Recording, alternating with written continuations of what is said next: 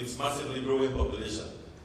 In Belize, for example, a country of almost 9,000 square miles, our agricultural sector has been able to easily supply the needs of our mere 350,000 residents, with plenty of land remaining unused and an often overabundance in production of food items, an enviable situation in today's world of food shortage.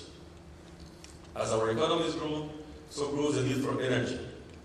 Recent finds of massive oil fields off the coast of Brazil and Venezuela, and smaller inland finds in Belize and Guatemala suggest regional reserves rivaling those here in the Middle East. Investment in oil and gas exploration and oil refining are certain to yield major returns. As an example, within the past 4 years, modest oil discoveries in Belize have yielded top-grade Texas sweet crude, now our #1 export, and all indications are that much larger reserves exist in unexplored areas of the country. The abundance of year-round sunshine, wind, biomass, and river systems offer a strong case for development of multiple options for clean energy. The ever-improving interconnectivity through a growing hemispheric distribution grid from North America, connecting through Central America and into South America, makes for an easy access for delivering cost-effective clean energy to high-demand areas. In Belize, we have the fortune of being located in the heart of Americas, at the crossroads between the northern and southern hemispheres, and on the doorstep to the larger consumer economy on the planet. In our politically stable, multicultural, and multilingual country, we have all the assets that I just described, but lack the capital to develop its potential. Our story is similar for many small democracies, and it is only through outreach to attract foreign investment that we will establish our place in the global economy. Our government, in the last 3 years, has taken great strides in creating an attractive investment climate. Through prudent fiscal management, our country rating has been boosted to A-, and despite the global crisis, we have shown consistent economic growth. Additionally, by enacting a modern International Financial Services Act, Belize has been established as a solid jurisdiction for corporate domicile and international banking. In our country, opportunities are endless. Lush and fertile forests provide a foundation for multiple sustainable projects in agriculture, tourism, and energy production. The overabundance of freshwater resources ensures sustenance for humans, animals, and crops alike. Our marine resources and our endless coastline, reef, and islands remain largely untouched, leaving opportunity for sustainable fisheries while providing a magical backdrop for the development of high-end nature-based tourism projects. Belize is poised to become the leading tourism destination in Americas. Our abundant and diverse natural and cultural beauty, as seen in the images on the screen, makes the perfect backdrop for development of a sustainable tourism industry, and our government has put in place the policy and legislative foundation for a long-term plan to achieve this goal. We are actively seeking investment in niche, luxury branded hotels to enhance this natural beauty and to further enhance our country's reputation and value as one of the most unique places on earth. In addition to tourism, abundant opportunities exist in the development of free zones to facilitate trade among the countries of the hemisphere and across continents. What I have described are but a few of the opportunities for investment in Belize.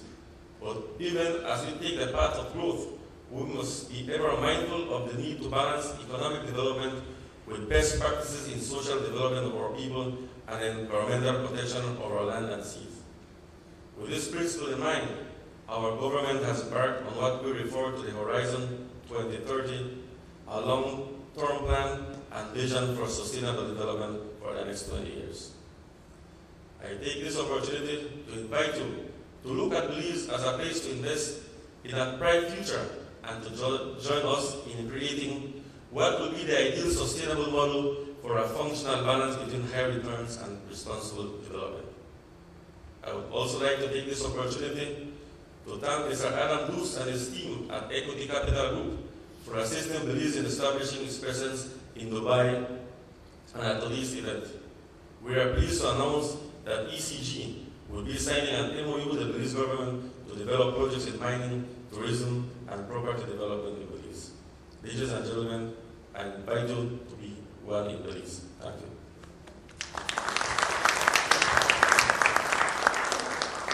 Thank you for the presentation. I'd like to sort of at this time open it up to the audience for any questions.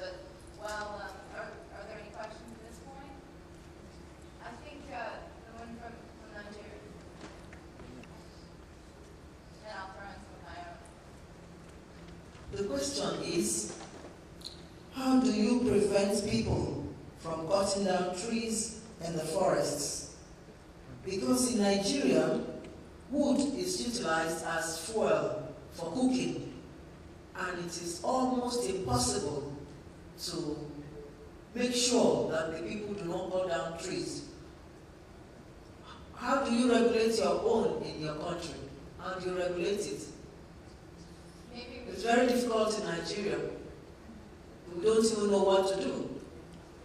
That's a great question. Perhaps you could broaden it out and think about the balance between protecting the environment and the natural endowments and promoting economic growth. And so you made a comment. In Belize, we have a strong environmental department and also a strong forestry department. And yes, it's true that we have to be well focused and well balanced. We also have a land and sustainable department who look at all those issues. And we also make sure that when there's an application for logging, for example, that it goes to the right screening.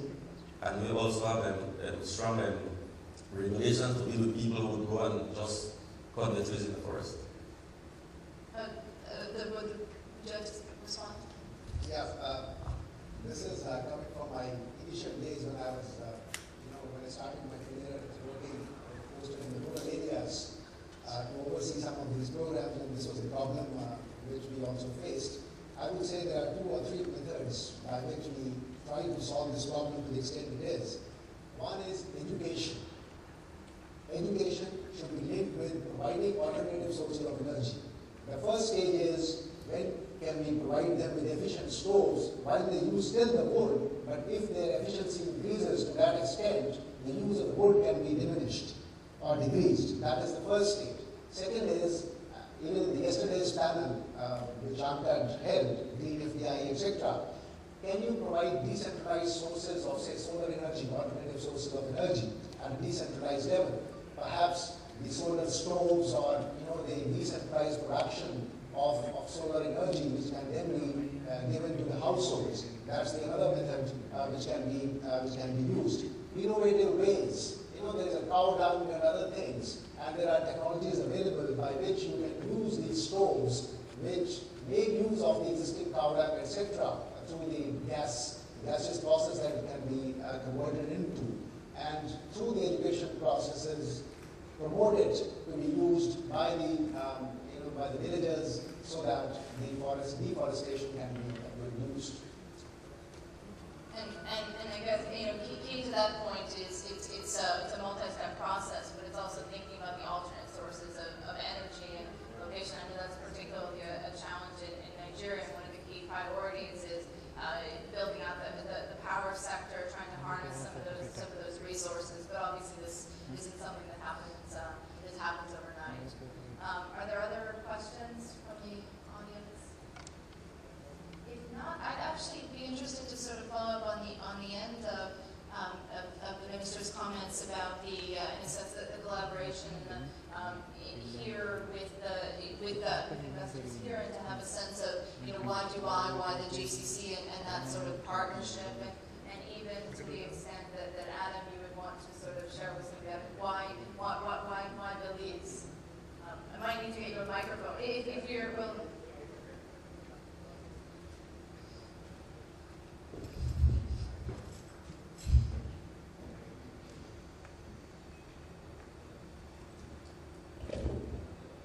Ministers, distinguished guests, ladies and gentlemen.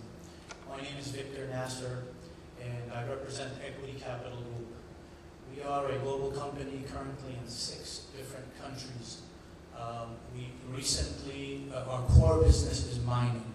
We've recently established operations in Belize.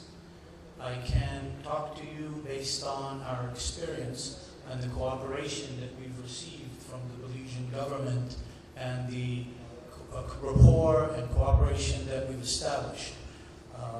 As I said, our core business is mining. We've set up operations in Belize.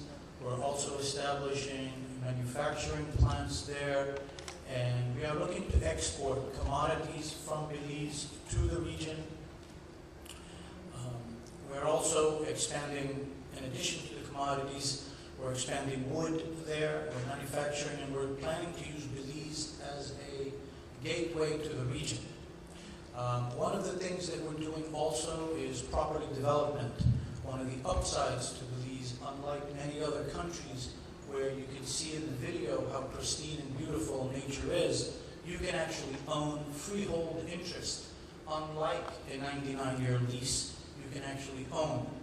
We currently, through Equity Capital Group, offer you amongst the most significant land offerings currently in the Caribbean. Holdings up to, we have one offering of 16,000 acres, 11,000 acres, all the way down. As I mentioned, you've seen the video, and it's pretty impressive. It's a beautiful place. We've talked about the freehold interest. Tourism is one of the primary focuses of our business there. Belize is a democracy. There is a common law jurisdiction. In addition to that, it's the only officially English-speaking country in the region.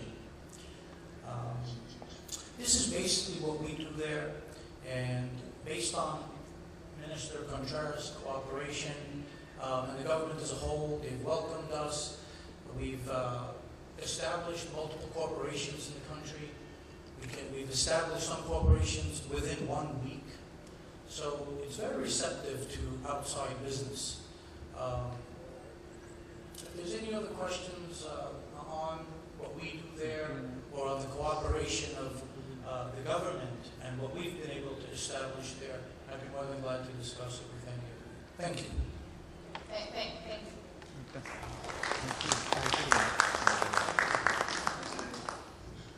Are there, does any of the panel want to respond to that, or are there further questions? Okay, I think we have one more question.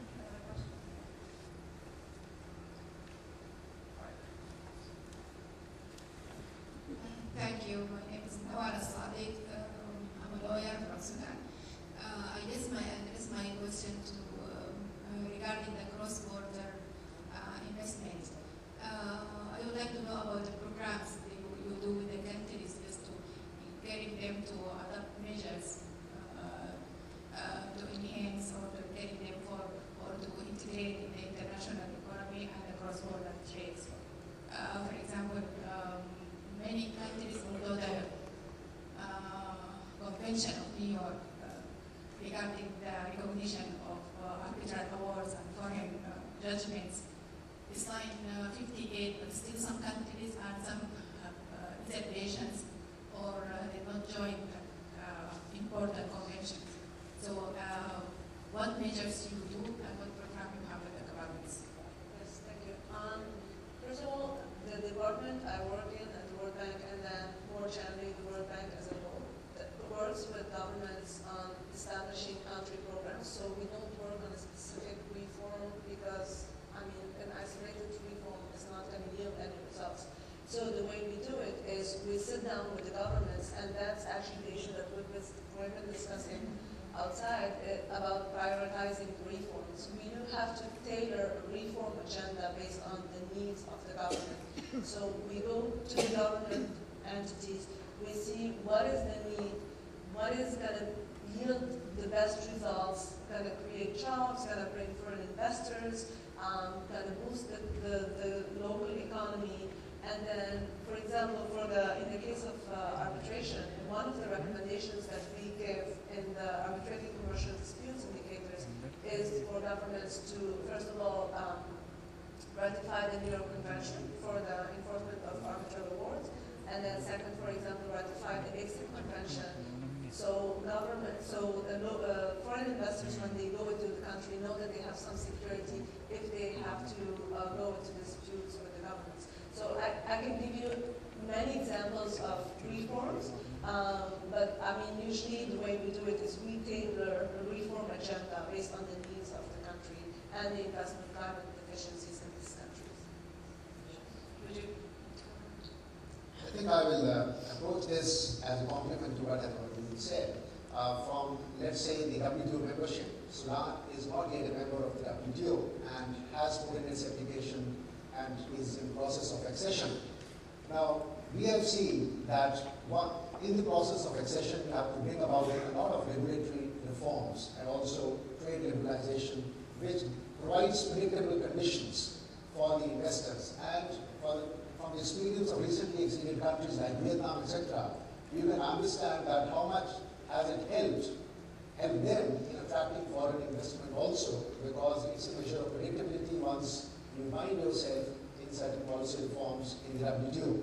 And we, as a kind of a joint technical agency of the WTO, UNCTAD has, for example, a program for assisting governments who are exceeding. We in the ITC has a program of engaging the private sector so that the countries can build support across stakeholders in their policy reforms to become members of the WTO. So that's what I can say, that your efforts in the process of accession to the WTO will provide, I'm sure, a reasonable predictability and confidence to the investors and the domestic regulations and the reforms that you bring in to invest in the country. Should create that investment environment. Other questions? I was wondering if you could, Tanya, you mentioned some of the sequencing and some of the different sort of reforms, and mentioned also that it's very much tailored on a country-by-country case study. Would you be able to sort of share an example or a country of, either that you worked with or some example of sort of just to give us an example of which ones give the most? Yeah, I mean, I can just give you two examples based on the most recent work that we've been doing. One of them is actually in Bangladesh, where we've helped the government establish an arbitration center, and it's going to become operational as of next month. And actually, there is someone from our department right now heading to Bangladesh to make sure everything is functional, because we also need to make sure that the implementation in practice is as effective as what comes in the laws. One other program that we've been doing is helping out, and we've had a very aggressive program in Haiti, especially after the earthquake. So we've provided reform recommendations to the government. We've helped them streamline the process of establishing subsidiaries, because one of the major issues there was the fact that they didn't have a very streamlined and transparent establishment process, especially for foreign companies. So we've helped them streamline this process. We're helping them have a very efficient one-stop shop, so foreign companies can go there and use it to at least get the information, establish their companies, etc. So, I mean, these are a few examples. What we do is basically we provide our recommendations based on the good practices that we identify from countries. Our overarching message is to, as much as possible, advocate for equal treatment of foreign and domestic investors. Foreign investors need to see transparency, predictability, but also stability in the country. And when I'm talking about stability, I'm not talking about political stability, I'm talking about legal and economic stability. And these are the things that we keep in mind when we're working with the government to assist them in the programs. Sure, and certainty of regulatory environment, and whether, and as you say, and as I think all of you have sort of said, its importance on both the legal framework, but also how it's applied. That's a sense of, and I think especially, you just mentioned Haiti, and sort of thinking about, in environments where the political system, where various aspects of the economy, the society are in flux, that sort of, trying to create that stability, create an environment becomes very important, because if you don't have an economic underpinning, well, you can't meet the social and other needs. I think we probably have time for one more question.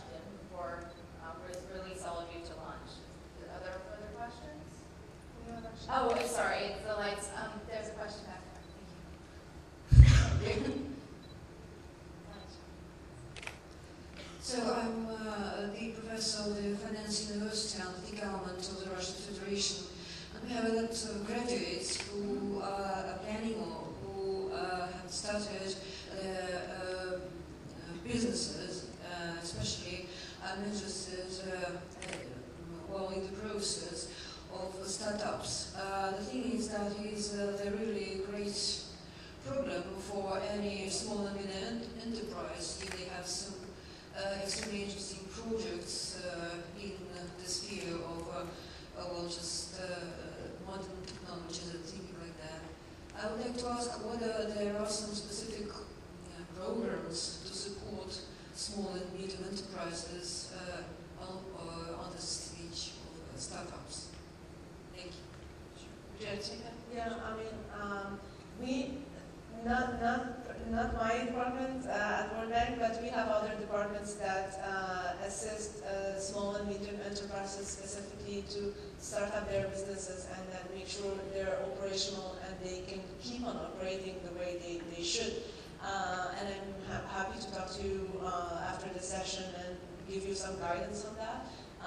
What we try to do is basically we try to target foreign investors, but also small and medium enterprises. And then, as I mentioned previously, we try to bring economic growth, and economic growth is not only about bringing foreign investors into the country, but mostly about, like developing the domestic market. Yeah, please. Yeah, the International Trade Center also is actually working for the export success of the small and medium enterprises, and the kind of programs that we have. It's basically the training programs to give them more information and more skills about, say, packaging, say, quality improvement, say, developing their own export strategies at an enterprise level. They helping them with information and analysis of the market information, the tariffs, the trade patterns, etc., so that the SMEs can find out which are the niche products, the niche markets that they can access. So it is these kind of programs. I mean, the details obviously we can separately give you, but broadly, this is the kind of assistance which is available. And then we also strengthen the institutions like the trade promotion organizations, so that they in turn can help their SMEs to do business better, especially in the export sector. I think with that, we'll leave the last word with you and hand back over to. Thank you. If you will sort of join me in thanking the members of the panel, and thank you for being with us today. Sessions this afternoon, so we still have quite a lively agenda to get through, and we certainly will get through it. And we've seen from this morning a lot of interest in what's going on in terms of cross-country investment, and indeed looking at what the World Bank was talking about, the need for more transparency, and really the need, I think, for the bureaucracy to be not just cut back a little bit, but probably cut back a lot in some countries to really help facilitate foreign investment. Now we're going to look at really, we've talked a lot, I think, in the last few days about the need for partnership between government and the private sector. You really can't have one without the other, and the private sector will certainly not be able to grow unless it's got a very, very encouraging economic environment, and governments just have to facilitate that. We're going to take a close look now at that very, very topic, but with a bit particular focus to Central Asia. So I have a very able moderator here with me, a partner from Deloitte. I'd like to introduce you to Jess Sagar, who's going to handle this panel for us. Jess, thank you so much. Do you want to introduce it here or over there? And you have your panelists. We're down, I'm afraid one of the gentlemen, our Russian gentleman, had to quickly rush back a little earlier than he thought, so he sends his apologies. And we might be short on more, but at least we have two very strong contenders, and of course Jess is here. Thank you. Well, I'll try to make it as interesting as I can after dinner. I'm sure you're ready to be kind of enlightened by the public-private partnership approach from these dynamic representatives from their respective countries. We've got a diverse list of countries, a list of individuals here, namely from Turkey and from Azerbaijan. I will obviously try to keep this as interactive as I can, as dynamic as I can, but certainly from my perspective, there's a couple of presentations we're going to be going through, and you'll be hearing from them a little bit about their countries, and about why foreign direct investment is something they want to encourage. More importantly, you'll be hearing a little bit about their public-private partnership initiatives, and then we'll just open it up so that we can actually have some questions from the floor.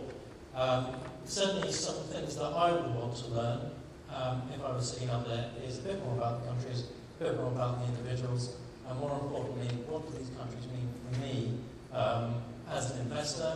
What do these countries mean for me as a person who lives in the region? And certainly from a public-private partnership perspective, what initiatives are they taking to actually attract foreign investment? So I'll pass on to our first speaker, and he'll walk us through the presentation he has. Is that okay?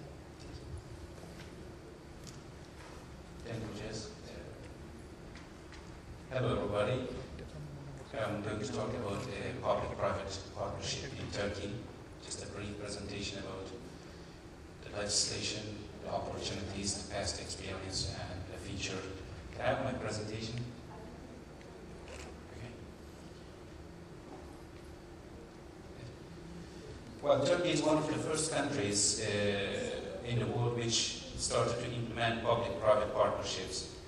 The public-private partnership in Turkey basically provides, as you may already know, additional financial resources which government may lack, faster implementation of the projects to serve public, reduced operation cost and construction cost, managerial skill, expertise of the private sector to benefit from it, and enhanced public management service and system.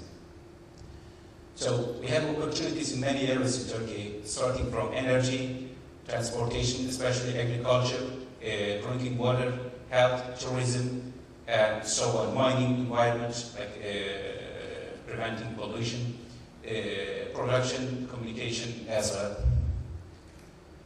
So the legislation in Turkey basically is based on a couple of systems. For example, you can cooperate with the partner with the government, build, operate, transfer. You start to build a new project and operate it for a certain period of time. Usually it's like around 49 years, sometimes it's 25 years, depending on the age of the project. And then you transfer to the government. And the second is build and operate. So you build it and you operate forever. And then you have also transfer just operational rights. You have an existing facility, project, and then you just transfer the operational rights to certain private sector representatives. This is usually applied in airports.